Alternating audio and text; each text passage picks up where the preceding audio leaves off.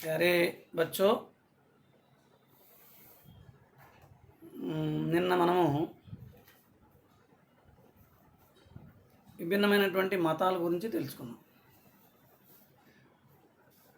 భారతదేశంలో ఏమేమి మతాలు ఉన్నాయి, ప్రపంచంలో ఏమేమి మతాలు ఉన్నాయి? యూదులు, జొరాస్ట్రియన్లు, సిక్కులు. యూదు మతం మన దేశంలో బహుశా లేదు, జొరాస్ట్రియన్లు లేరు, జైనులు, బౌద్ధులు, సిక్కులు, హిందువులు, ముస్లిమ్స్ మన దేశంలో ఎక్కువగా ఉన్నారు. నిన్న మనం చెప్పినటువంటి వాటిల్లో ఒకటి ఎక్కడో మిస్టేక్గా దొలినట్టుంది. ముస్లిమ్స్ మరి వాళ్ళ పవిత్ర స్థలం అంటే వాళ్ళ జీవితంలో ఒకసారైనా దర్శిస్తారు. మీకు చెప్పాను, మక్కా సౌదీ అరేబియాలో ఉంది. అక్కడ మహమ్మద్ ప్రవక్త జన్మించారు. మహమ్మద్ ప్రవక్త దేవుని యొక్క దూతగా ఇక్కడ ఈ దేశాన్ని అంటే ఈ భూమి మీదకి వచ్చి ఆ దేవుని యొక్క సందేశాన్ని వినిపించారు. అందువల్ల అక్కడికి వెళ్తారు. సో అలాగే జీసస్ క్రీస్తు జెరూసలేంలో జన్మించారు. ఆయన దేవుని బిడ్డగా చెప్పుకుంటారు. సో తేడా మనం గమనించాలి. విభిన్న మతాలలో ఉన్నటువంటి ఆ వ్యత్యాసాలు ఏమిటి అనేది మనం గమనించాలి. తర్వాత హిందువులు ఇప్పుడు శ్రీకృష్ణుడు అయితేనేమి అలాగే రాముడు అయితేనేమి నేను దేవుడిని అని చెప్తారు, దేవుడిగా చూస్తాను ఇక్కడ. అలాగే క్రైస్తవ మతంలో దేవుని బిడ్డగా అక్కడ చెప్పబడుతుంది. ఇస్లాం మతంలో, ముస్లిం మతంలో ఏమిటి, ఇస్లాంలో దైవ దూతగా చెప్పబడుతుంది. సో ఇట్లా మతాల మధ్య వ్యత్యాసం. అదే బౌద్ధ మతంలో మనం చూసినట్లయితే ఆయన దేవుణ్ణి కాదు, దేవుని దూతను కానీ అని చెప్పలేదు, దేవుని బిడ్డనని చెప్పలేదు, నేను మనిషిని అని చెప్పారు ఆయన. కాబట్టి మనిషిని మనిషిగా గుర్తించాలన్నది బౌద్ధ మత సిద్ధాంతం. అందరూ మతాల వాళ్ళు అందరూ కలిసికట్టుగా భేదాలు లేకుండా అందరూ సోదరభావంతో జీవించాలనేది బౌద్ధ మతం చెప్తుంది. ఇట్లా ఒక్కొక్క మతం యొక్క సారం వేరుగా ఉంది. ఓకేనన్న, మరి ఈరోజు మనం ముందుకెళ్దాం పాఠంలోకి. జ్ఞానం మనకు ఎవరిస్తారు? జ్ఞాన హమ్కో కౌన్ దేతే హై? జ్ఞాన హమ్కో గురు దేతే హై. గురువు కే ద్వారా హమ్ జ్ఞాన్ పాతే హై. గురువుని వలనే మనం జ్ఞానం పొందుతాం, అవునా కదా? देखिए पाठ को देखिए, ज्ञान हमको दीजिए. कल मैंने चित्र दिखाकर आपको समझाया है. బొమ్మ చూపించి నేను మీకు తెలియపరిచాను. गुरु चित्र में गुरु है, शिष्य है. देखिए गुरु, शिष्य, कुटी कुटीरम, कुटी कुटीरमु, पर्वत पर्वतము, सूरज सूर्य सूर्युడు, पेड़ చెట్టు, लड़की बालिక, लड़का बालुडू, पक्षी आकाश में पक्षी उड़ता है. देखिए बच्चे प्रार्थना करते हैं, పిల్లలు ప్రార్థన చేస్తున్నారు. पक्षी उड़ता है.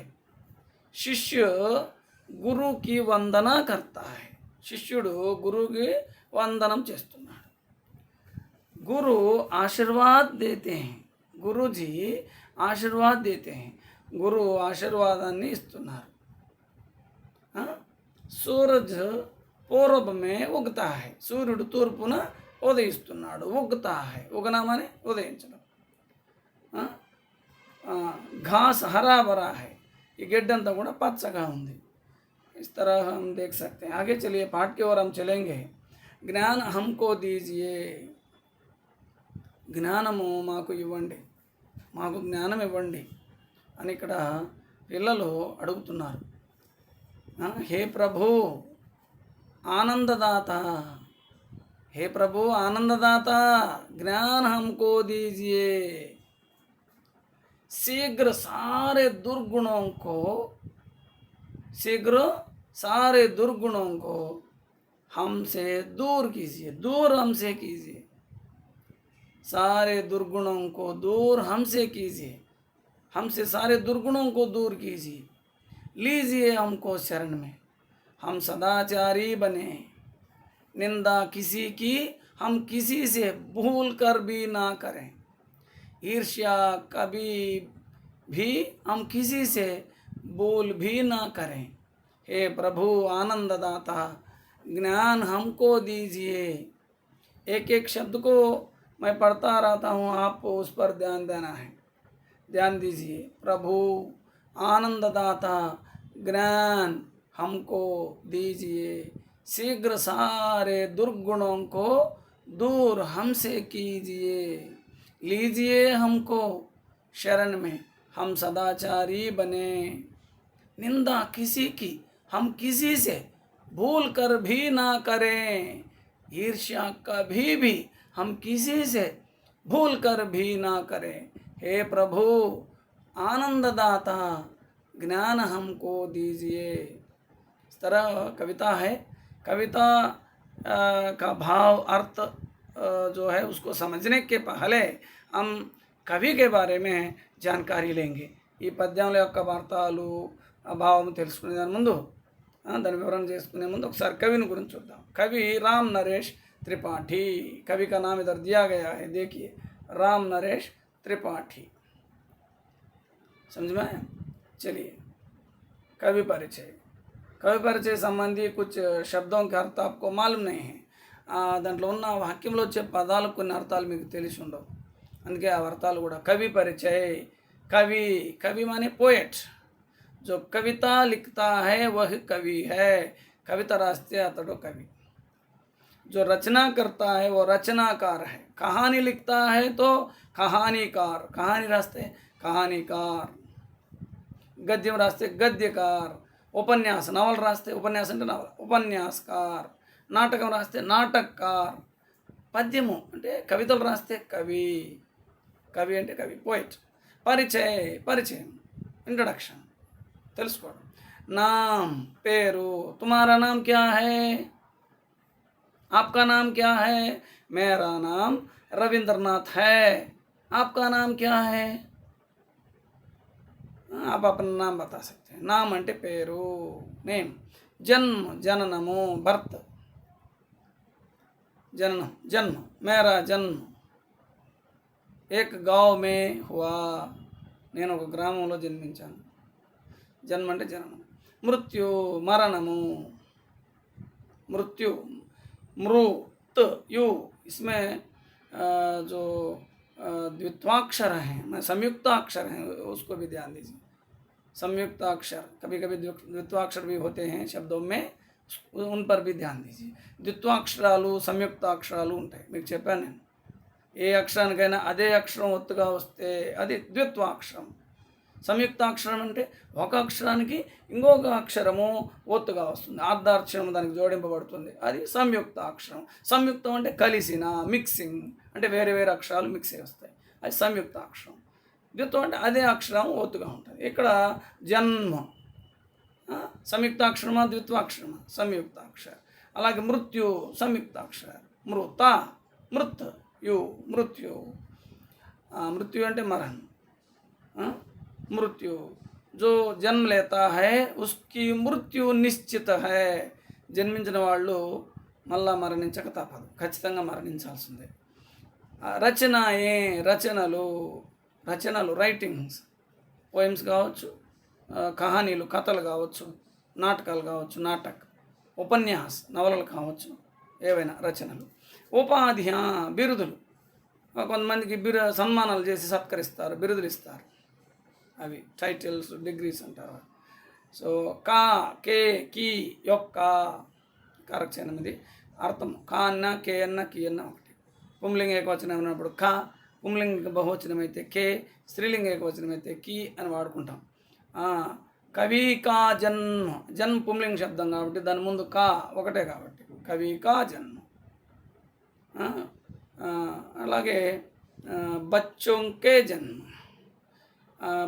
ये राम के घर, यह राम का घर है, ये राम के घर हैं, बहुवचन అయినప్పుడు కే వాడతాం। की, यह सीता की कलम है।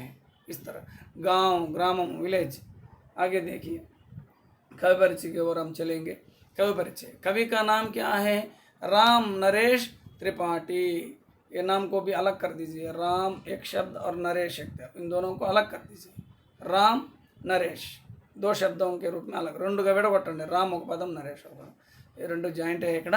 राम नरेश त्रिपाठी, जन्म उत्तर प्रदेश के सुल्तानपुर ज़िले के कोयरीपुर गांव में 4 मार्च सन 1899 नहीं 88 1889 నవాసి అంటే 89, నవాసి 18 అంటే 18, 1889 కో హువా, 1889లో ఆయన జన్మించారు. ఉత్తరప్రదేశ్లోనే సుల్తాన్పూర్. కాబట్టి ఉత్తరప్రదేశ్ అనేది ఏమిటి, ఇక్కడ రాష్ట్రం పేరు.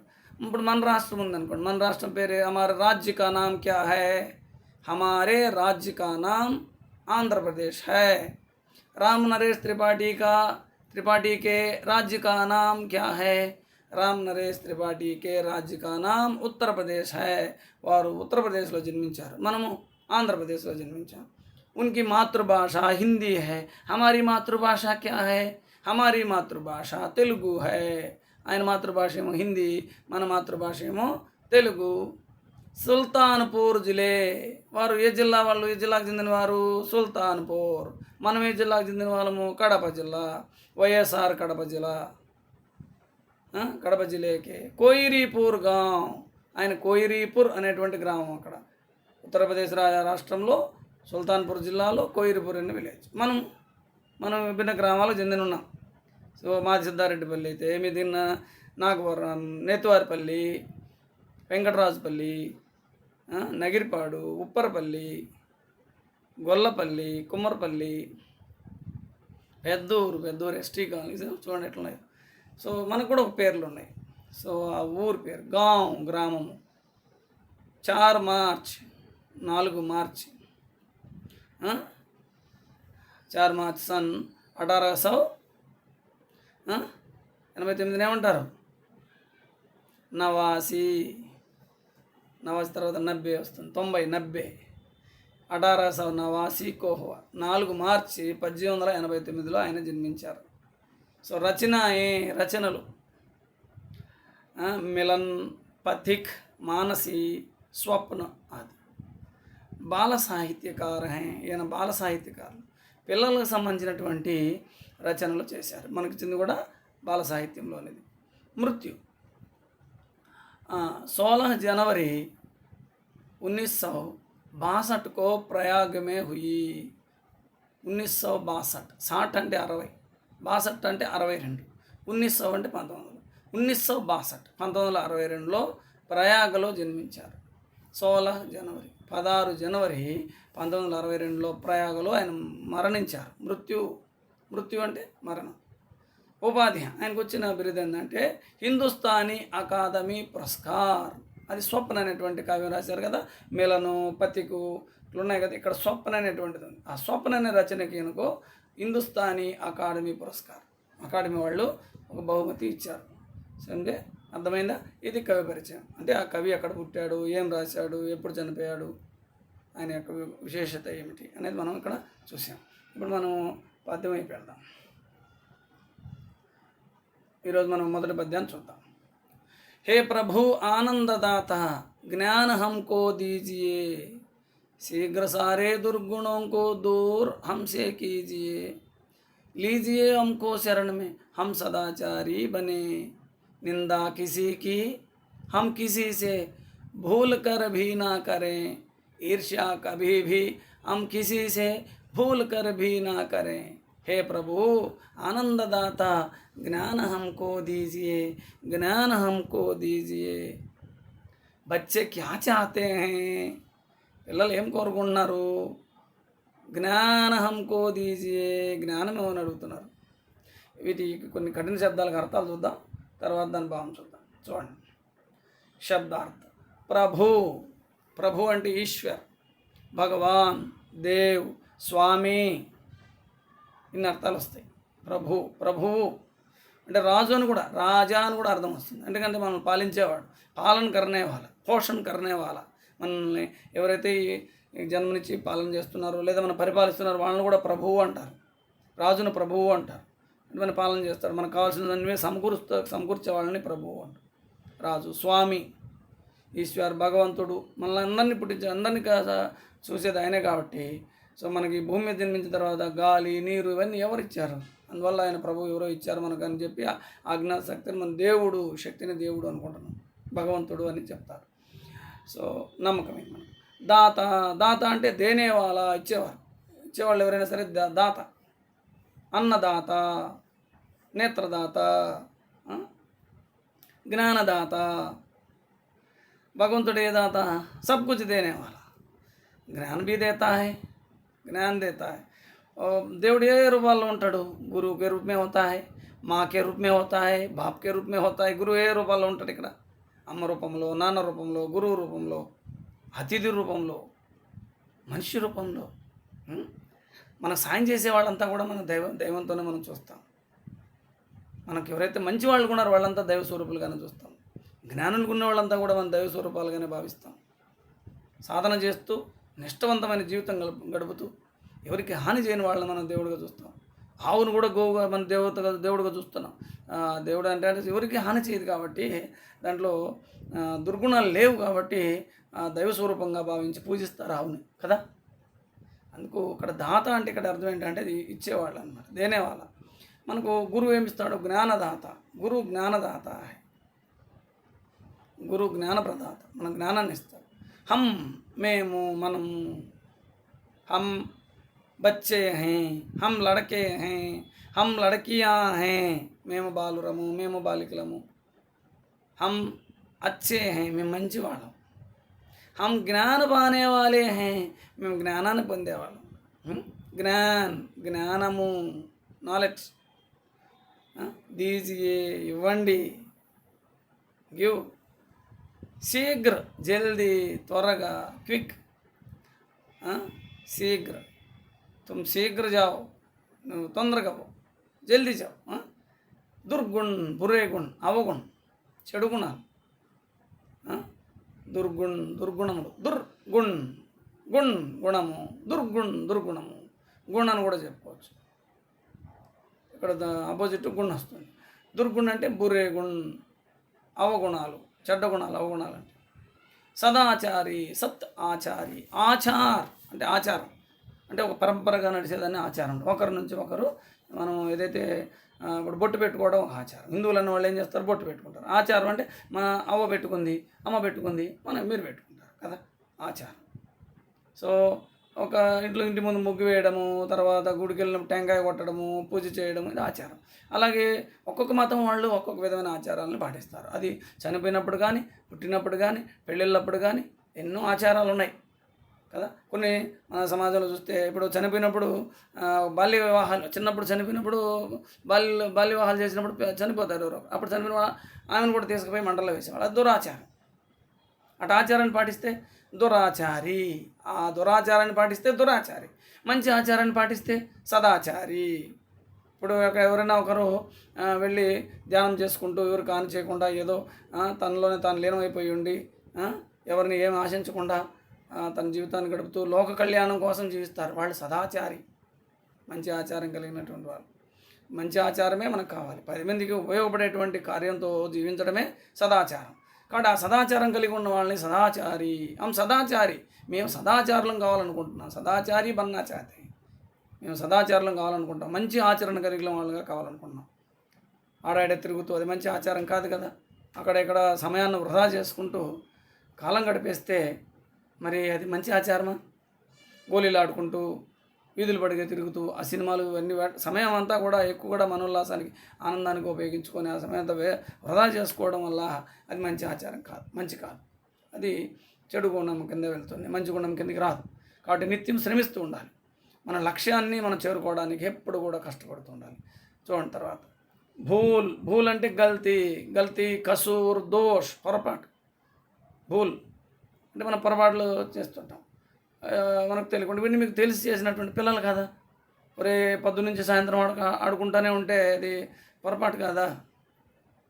ఇంటికి పొద్దున టిఫిన్ కూడా రాకుండా గోళీలు ఆడుతున్నారు. మరి खेलते रहते हैं, ఆడుకుంటూనే ఉన్నారు. ఖానా బి భూల్ గయే, అన్నం కూడా మర్చిపోయారు. నాస్తా భూల్ గయే, టిఫిన్ మర్చిపోయారు అన్న. మరి ఇది ఎట్లా మంచి చెప్పండి? సో కాబట్టి ఇలా చేయకండి. సో టీవీ ఆ సినిమాలన్నీ చూస్తూ వాటిని చూస్తూ ఉంటే మీ ఆలోచన కూడా వాటి తగినట్టు వెళ్ళిపోతుంది. ఆ సినిమాలో చూపించేటువంటి హెయిర్ స్టైళ్ళు, ఆ సినిమాలో చూపించేటువంటి ఆ గుడ్డలు వేసుకోవడం, అలాగే మాట్లాడడం, అలాగే వ్యవహరించడం, ఇవన్నీ వచ్చేస్తాయి. సో ఇదంతా కూడా మనలో ఒక దురాచారం అనేది మేల్కొనేస్తాయి చిన్న వయసులో. అవి పెద్దయిన వాళ్ళు చూస్తారు. అయ్యే వయసు వాళ్ళకి ఎప్పుడు ఇంట్లో ఉన్నటువంటి వాళ్ళు, మీరు చదువుకునే పిల్లలు ఎప్పుడు కూడా జ్ఞానంలోనే ఉండాలి. ఎప్పుడు జ్ఞానం చూస్తుంటే జ్ఞానమే మీలో నిండుతుంది అనమాట. అంటే జ్ఞానం వస్తుంది. జ్ఞానం వచ్చినప్పుడు మీరు జ్ఞానానికి తగినటువంటి ఉపాధి పొందుతారు, ఏ ఉద్యోగాన్ని పొందుతారు. సరేనా? కాబట్టి భూల్స్ ఇవి పొరపాటు అనేది చేయకూడదు. పొరపాటు ఈర్ష్య, జలన్, డాహ్ అని కూడా అంటాం. ఈర్ష్య అంటే ఇతరుల ఉన్నతం చూసి ఈర్ష్యపడడం. ఇప్పుడు ఒక ఆమె బాగా మంచిగా నోట్స్ రాసుకుంటుంది, ఇంకొక ఆమె రాయదు. అది చూసి ఈర్ష్యపడుతుంది. ఆమె నోట్స్ తీసి చించివేయడం, బ్లేడ్తో అంతా కూడా గోకి వేయడం, పెన్సిల్ పెన్తో అంతా కూడా కొట్టివేయడం, పేజీల మధ్యలో చించివేయడం, ఇది ఈర్ష్య. సరేనా? సో ఇట్లాంటివి చేయకూడదు. ఈర్ష్య ఉండకూడదు. మనం కూడా స్పోర్టివ్గా తీసుకొని మనం అంతకంటే ఇంకా బాగా రాయడానికి కష్టపడాలి. బాగా ఇంటికి వెళ్ళిన తర్వాత కానీ, స్కూల్లోకి వచ్చిన తర్వాత కానీ ఎక్కువ కూడా కష్టపడితే నువ్వు కూడా అలాగే రాస్తావు, ఇంకా బాగా రాస్తావు, ఇంకా బాగా చదువుతావు. సరేనా? సో ఇట్లాంటివి చేయకూడదు. చూద్దాం ఇంకా ఏమన్నాయి చూడండి. విలోమ శబ్దాలు. విలోమ శబ్దాలు అంటే వ్యతిరేక పదాలు, ఉల్టే శబ్ద. విలోమ శబ్ద, వ్యతిరేక శబ్ద, ఆపోజిట్. ఆనందము, హ్యాపీ. దానికి ఆపోజిట్ అంటే విషాదము. మనకు ఇంట్లో మీ అన్న కలెక్టర్ వచ్చిందనుకో, ఆనందం. నీకు మంచి ఉద్యోగం వచ్చిందనుకో, కలెక్టర్ అయ్యావనుకో, ఐపీఎస్ అయినావనుకో, లేదా ఇంజనీర్ అయ్యానుకో, లేదా డాక్టర్ అయ్యావనుకో, ఆనందం. అలా విషాదం. మన అవ్వ ఉంది, ముసలి వాళ్ళు పెద్దవాళ్ళు వెళ్ళిపోయారు, అప్పుడు ఆ ఇంట్లో ఏమవుతుంది? విషాదం, దుఃఖం. సుఖ్, దుఃఖ్, విషాద్, ఆనంద్. ఆపోజిట్ అలాగే నేర్చుకోవాలి. జ్ఞానం. ఆపోజిట్ అజ్ఞానం. దీజియే, ఇవ్వండి. లీజియే, తీసుకోండి. శీఘ్ర, త్వరగా, తొందరగా. శీఘ్ర, విలంబం, ఆలస్యం. దుర్గుణ్, చెడు గుణములు. సత్గుణ్, మంచి గుణములు. सद्गुण दा होना चाहिए. ये देखिए, सद्गुण, सा धा गुण, सद्गुण लिखिए. सद्गुण రాసుకోండి. సత్గుణగా సద్గుణ్, సద్గుణ్ దాగా మారుతుంది ఇక్కడ. సద్గుణ్. ఇక్కడ దుర్గుణ్, సద్గుణ్. దా కింద మనం గీత ఇచ్చాం, అది ఒత్తు అనమాట. గుణ్, సద్గుణములు, మంచి గుణములు. అలాగే దుర్గుణ్ పైన రేపం ఉంది ఇక్కడ. గమనించండి, ఇక్కడ దు తర్వాత గా రాశాం. ఇక్కడ ఉంది రేపం. దు తర్వాత ఇక్కడికి వెళ్ళాల. గు అణ. దుర్గుణములు, చెడు గుణములు. సదాచారి, సత్ ఆచారి, తాదాగా మారుతుంది. సదాచారి, మంచి ఆచారం కలిగిన. దురాచారి, చెడు ఆచారం కలిగిన. నిందించడం. స్తుతి, పొగడం. భూల్, మర్చిపోవడము లేదా తప్పు, పొరపాటు. గుర్తు, రైట్, సహీ, గుర్తుపెట్టుకోండి. వచన బదిలీ చూడండి. అంటే మనకు 2 వచనాలు ఉన్నాయి, ఏకవచనము, బహువచనం. ఒకటే ఉంటే ఏకవచనం సింగులర్, మరినే ఉంటే ప్లూరల్. ఇప్పుడు మనకి పుస్తకే ఒకటి ఉంటే పుస్తకం, మరిన్ని ఉంటే పుస్తకే, మరిన్ని ఉన్నాయి. ఇప్పుడు ఇట్లా పుస్తకాలు. ఇప్పుడు ఏమవుతాయి మనకు? పుస్తకే.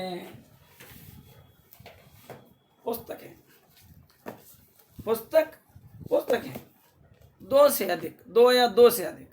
2 కానీ అంతకు మించి ఉంటే బహువచనం. ఒకటే ఉంటే సింగులర్, ఏకవచనం.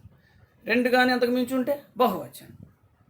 సో మై, నేను ఒకనే సింగులర్. మై, హమ్, మేము, మనము. కవి ఒకటే ఏకవచనం. కవి బహువచనం కూడా.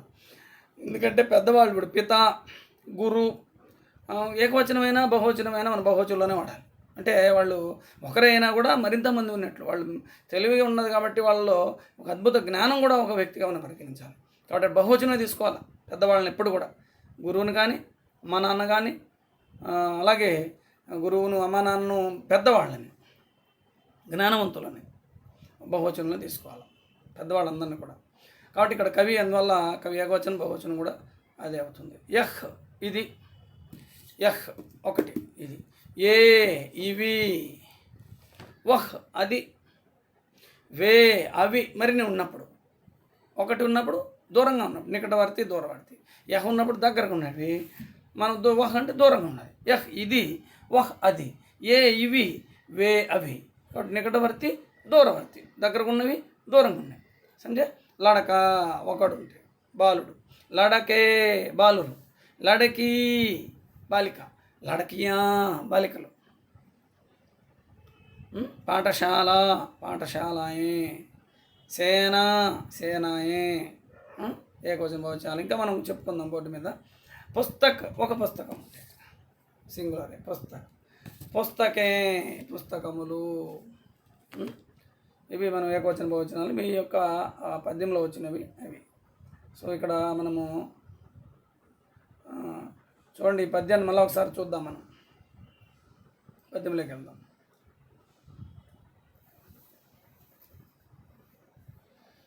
हे प्रभु आनंददाता, हे प्रभु ఆనందదాత, ఆనంద దేనేవాలా, హే ప్రభు మా అందరికి ఆనందం ఇచ్చేటువంటి ఓ భగవంతుడా. చూడండి, ఇక్కడ ఈ భూమి మీద మనం ఆనందం పొందుతున్నామంటే అది ఏదో ఒక అజ్ఞాతమైనటువంటి శక్తి, మనం అది భగవంతుడు అని పిలుస్తాం. కాబట్టి మనకు ఆనందం ఇచ్చేటువంటిది అమ్మా నాన్న. నాకు తెలిసి ఈరోజు మనం అన్నం తిని ఈరోజు కూర్చున్నాము, మనం ఇంత సుఖంగా పడుకున్నాము, లేదా ఇంత సుఖంగా మనం పాఠం చెప్పుకుంటున్నాము, రాసుకుంటున్నాం అంటే అమ్మా నాన్న. ఇప్పుడు నీ చేతిలో సెల్లు ఉందంటే అమ్మా నాన్న వల్లే వచ్చింది. అలాగే మనం ఇల్లు ఉంది, మనం కూర్చున్నాం, అన్నం తింటున్నాం అంటే కూడా మన అమ్మా నాన్న కష్టపడితేనే వచ్చింది అది. కాబట్టి శ్రమతోటే సాధ్యమైంది. మొట్టమొదట మనకు దేవుళ్ళు అమ్మా నాన్న. సో అందువల్ల అమ్మా నాన్నని మనం దేవుళ్ళుగా చూసుకోవాలి. మనకు ఆనందం ఇచ్చేటువంటి వాళ్ళు, వాళ్ళ నుంచి కూడా మనకు జ్ఞానం వస్తుంది. అలాగే గురువు మనకు ఆనందాన్ని ఇచ్చి మనలో నిరంతరం మనకు తెలియని విషయాలు చెప్తూ మనల్ని ఆనందానికి గురి చేస్తుంటారు. మనకు ఎన్నో విషయాలు మనకు తెలియనటువన్నీ కూడా చెప్తారు. కాబట్టి మనకు అలా జ్ఞానాన్ని ఇచ్చి ఆనందాన్ని మనకు కలుగజేస్తారు. అలాగే ఈ ప్రకృతి మనకు చూడండి ఎన్నెన్నో ఇస్తుంది. గాలి, నీరు ఇవన్నీ కూడా మనం చూస్తాం. అలాగే సూర్యుడు మనకు సూర్యరశ్మిని ఇస్తుంటాడు. కాబట్టి ఈ లెక్కను మనం చూసుకుంటే అంతా ఎటు చూసినా భగవంతుడే కదా. నాలోను, మీ అమ్మ మీ నాన్నలోను, మీలోను, మీ స్నేహితుల నుంచి కూడా మీరు లబ్ధి పొందుతారు. చుట్టుపక్కల వాళ్ళ నుంచి కూడా మనం సహాయం పొందుతాం, ఆనందాన్ని పొందుతున్నాం. మనం సుఖంగా ఉన్నామంటే మనం ఒక్కరం కదా కారణం. మన ఇంట్లోకి ఇంత అన్నం వచ్చింది మనం మధ్యాహ్నం తినడానికంటే అన్నం కోసం, అన్నం రావడానికి ఎందరో కష్టపడ్డారు. అన్నం తిన్న తర్వాత నేను సుఖాన్ని పొందాను, హ్యాపీగా ఉంది నాకు కదా. ఈ గుడ్లు వేసుకున్న తర్వాత హ్యాపీగా ఉంది. చూడండి, కళ్ళు సరిగ్గా కనిపించలేదు, సైట్గా ఈ అద్దాలు పెట్టుకున్న తర్వాత కొంచెం ఆనందంగా ఉంది. ఇవన్నీ కూడా ఎందరో నా చుట్టుపక్కల ఉన్నటువంటి వాళ్ళు, నాకు తెలిసి కొందరు, తెలియక కొందరు, ఎందరో శ్రమిస్తే కానీ నా కంటికి అద్దాలు రాలేదు, నా ఒంటి మీదకి బట్టలు రాలేదు, ఇంత అన్నం రాలేదు. కాబట్టి వీళ్ళందరూ కూడా దైవ స్వరూపులే. మనకు సృష్టిలో కనిపించే ప్రతి జీవి, ప్రతి మనిషి, ప్రతి జీవి కూడా లాస్ట్కు నిర్జీవమైనటువంటి వాళ్ళు కూడా, చెట్లు కానీ, సూర్యుడు కానీ, ఈ భూగ్రహం కానీ, గాలి, నీరు ఇవన్నీ కూడా చరాచరములన్నీ కూడా భగవంతుడు. అందుకనే భగవంతుడు చరాచరములన్నింటిలోనూ ఉన్నాడు అంటున్నారు. శక్తివంతమైనది. శక్తి మనకు రెండు రూపాల్లో మనం చూడవచ్చు. ఒకటి చరమైనటువంటి శక్తి, అంటే కదలిక లేకుండా ఉండే శక్తి ఒకటి ఉంది. ఇంకొకటి కదలిక కలిగిన శక్తి, కదులుతూ ఉన్న శక్తి. చెట్లు కదులుతున్నాయి, శక్తి ఉంది అందులో. మనం కదులుతున్నాం, మనలో శక్తి ఉంది. మనుషుల్లో, జంతువుల్లో, పశువుల్లో, పక్షుల్లో కదిలేటువంటి, కదలనాటివి రాళ్ళు, వాటిలో కూడా శక్తి ఉంది. ఆ నిశ్చలంగా ఉన్న వాటిలో ఇంకా ఏమనకంటే ఎక్కువ శక్తి ఉంది. చల్లమైన వాటికంటే కూడా నిశ్చలమైన వాటిలో ఎక్కువ శక్తి ఉంటుంది. సో కాబట్టి దేవుడు అంటే సర్వాంతర్యామి, అన్ని చోట్ల ఉన్నటువంటి వాడు. ఆయన మనం ఒక పేరుతో మనం పిలవలేము. మనం మనిషి కాబట్టి మనిషిగా మనం చూసుకుంటాం దేవుడిని. మనిషి కాబట్టి మనకు ఒక స్వార్థం చూడండి, కాబట్టి మనిషిగా పూజిస్తాం. కాబట్టి మన ప్రాచీన సంప్రదాయంలో మనం చెట్లను పూజించాం, పుట్లను, పాములను కూడా పూజించాం. మన సంస్కృతిలో అంతా దైవశక్తిగా భావించాం. కాబట్టి ఇలా ఆనందం ఇచ్చేటువంటి ఆ శక్తి ఏదో ఉంది, అంతటా నిండి ఉంది. ఆ శక్తికి మనము ఆనందాన్ని మనకి ఇస్తున్న ఆ శక్తి, అది గురువులోను, అమ్మ నాన్నలోను, అన్నంలోను, మన వస్తువులలోను, చరాచరములన్నింటిలోనూ, మన చుట్టుపక్కల అంతటా కూడా నిండి ఉన్న శక్తి, ఆ దేవుణ్ణి మనం అడుగుతున్న ఆనందాన్ని మనం ఈ రూపంలో ఇంతమంది వలన మనకు ఆనందాన్ని కలిగిస్తున్నటువంటి ఓ భగవంతుడా, జ్ఞానం కొద్ది జ్ఞానం ఇవ్వు మాకు. జ్ఞానము, హంకో మాకు, హంకో హం మేము, కో మాకు దీజియే ఇవ్వండి, శీఘ్ర త్వరగా, సారే దుర్గుణంకో, ఎంత తొందరగా అంటే తొందరగా సారే మొత్తం, సారే అంటే ఏమి, సారా సారే మొత్తం, దుర్గుణంకో దుర్గుణాలని, కో అంటే నీ ను కి కు అని అర్థం, కో అంటే కోకి అర్థాలు కూడా ఉన్నాయి చూసుకోండి మీరు. కో అంటే నీ ను కి కు అని అర్థం, సందర్భాన్ని బట్టి తీసుకోవాలా. నీ అన్న అర్థంలో తీసుకుంటాం, ను అన్న అర్థంలో తీసుకుంటాం, కి అన్న అర్థంలో తీసుకుంటాం, కు అని అర్థంలో తీసుకుంటాం. సరేనా? దుర్గుణంకో దుర్గుణాలని అన్ని అర్థంలో తీసుకున్నాం. ఇక్కడ వచ్చి తెలుసు అమ్కో మాకు కు అని అర్థంలో వచ్చింది ఇక్కడ. సో ఇక్కడ ఒకటి ఉంది అమ్కో దుర్గుణంకో అట్లా వస్తూ ఉంటాయి, అది గమనించండి. సారే దుర్గుణంకో దూరంగా, హంసే కీసి మా నుంచి చేయండి, మా నుంచి దూరంగా ఆ దుర్గుణాలను తీసేయండి. దుర్గుణాలు ఏంటివి? అబద్ధం చెప్పడం, చూటు బోలన దుర్గుణం. అలాగే చాడీలు చెప్పడం దుర్గుణం. ఇంకొకరి మీద చాడీలు చెప్పనేకూడదు, అది చాలా తప్పు. చాడీలు చెప్పడం, అబద్ధం చెప్పడం, నిజం చెప్పాలి, అబద్ధాలు చెప్పకూడదు. అలాగే దొంగతనం చేయడం, చోరీకరణ, झूठ बोलना, दूसरों को शिकायत ఇతరుల మీద కంప్లైంట్ చేయడం, ఇవన్నీ కూడా దుర్గుణాలే. ఈర్ష్యపడడం దుర్గుణం. ఇంకొకరికి ఉంది మనకు లేదనేది ఈర్ష్యపడడం. ఇంకొకరు బాగా చదువుతున్నారు, లేదా ఉన్నతిగా ఉన్నారు, వాళ్ళకి కారు తెచ్చుకున్నారు, లేకుంటే ఇల్లు కట్టుకున్నారు, అది ఈర్ష్యపడకూడదు. ఇంకొకరికి ఏదో మంచి వస్తువు ఉందో దాన్ని పగలగొట్టేయడమో లేకుంటే గీకేయడమో అట్లా చేయకూడదు. సరేనా? సో ఈ దుర్గుణాల నుంచి దూరం చేయండి. లీజియా హమ్కో శరణమే, మీ శరణలోకి చేసుకోండి. మీ శరణం అంటే మీ యొక్క సన్నిధిలోకి, మీ యొక్క ఆలోచనలు, మీ యొక్క పరిధిలోకి హమ్కో లీజీ మమ్మల్ని తీసుకోండి. హమ్కో సదాచారి బనే, సదాచారి బనే, మేము మంచి ఆచారం కలిగిన వాళ్ళగా ఉండాలనుకుంటున్నాం. మంచి ఆచారవంతులుగా మమ్మల్ని చేయి.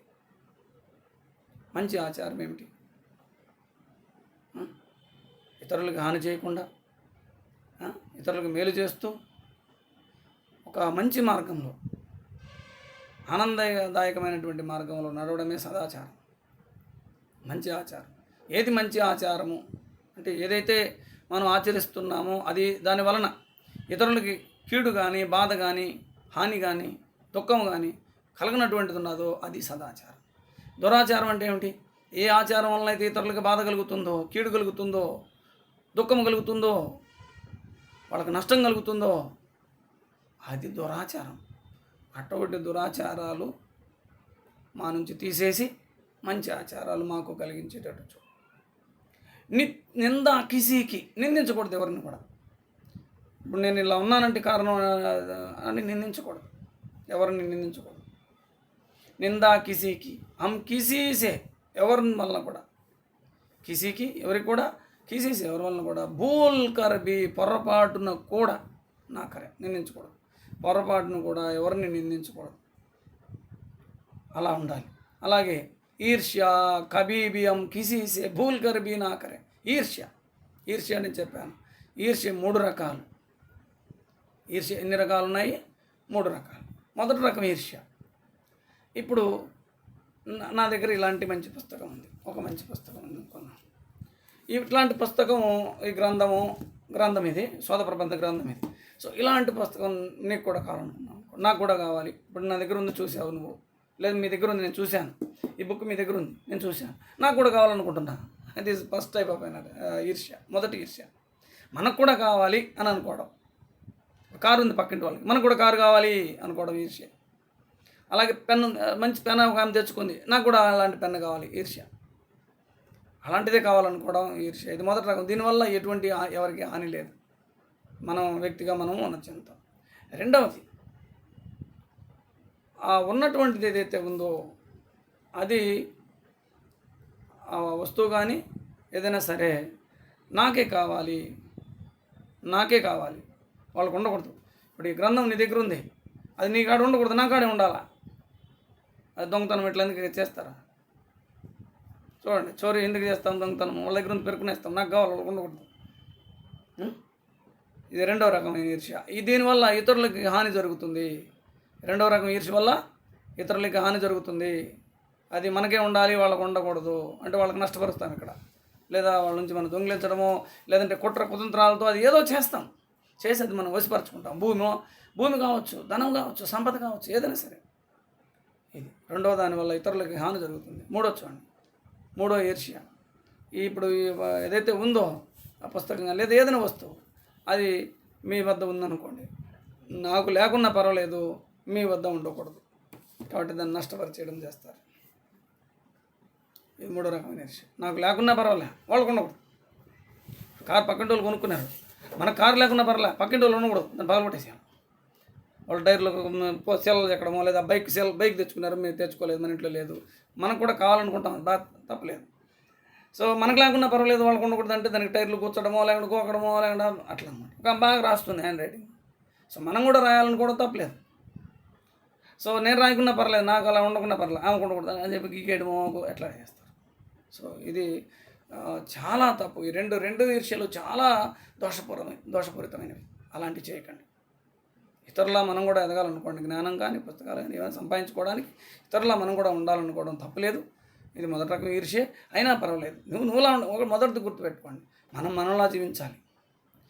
వాళ్ళకి అవి ఉంది, మనం కూడా సంపాదించుకుంటాం. ఇప్పుడు ఒక డాక్టర్ అయ్యారు, నేను డాక్టర్ వాళ్ళని ఏం లేదు, నేను ఇంజనీర్ కావచ్చు, లాయర్ కావచ్చు, టీచర్ కావచ్చు.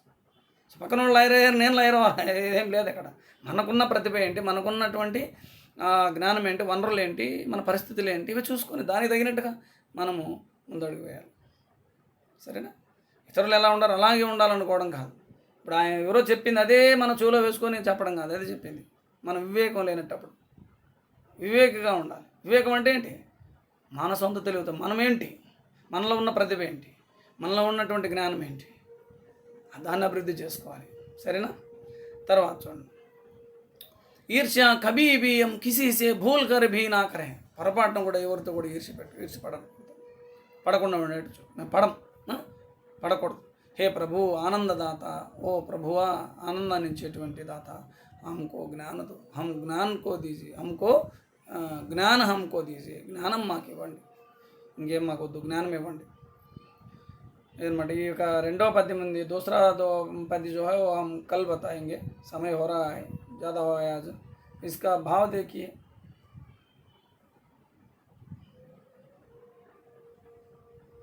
बालक प्रार्थना करते हैं, हे भगवान हमको ज्ञान दीजिए, ओ भगवंतुड़ा మాకు జ్ఞానం ఇవ్వు, सारे दुर्गुणों से हमें दूर कीजिए, ఈ మొత్తం దుర్గుణాల నుంచి మమ్మల్ని దూరం చేయండి.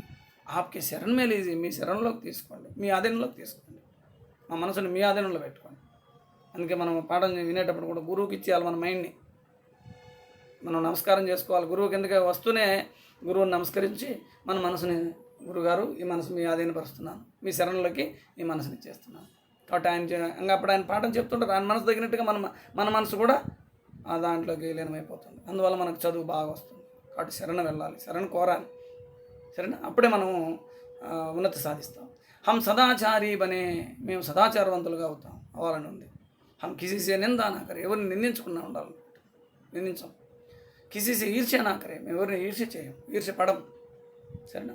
ఆనందాన్ని ఇచ్చే తెలుగులో కూడా నేను ఇక్కడ రాశాను, మళ్ళీ మీరు చూసుకోండి. ఓకే, ఇక్కడ మీకు కనిపిస్తుంది. ఆనందాన్ని ఇచ్చే భగవంతుడా మా జ్ఞానాన్ని ప్రసాదించు, మా దుర్గుణాలన్నీ కూడా దూరం చేయి, మీ శరణుగా ఉంటాం. మేము మంచి సదాచారవంతులై, మంచి ఆచారవంతులై, ఎవరిని నిందించకుండా, ఎవరితో ఈర్ష్యపడకుండా ఉంటాం. అలాంటి జ్ఞానం మాకు इस तरह का ज्ञान हमें दो. मल्ला रेपू तुम्हारा మనం చూద్దాం, अगले सत्र में हम देखेंगे. ओके, धन्यवाद.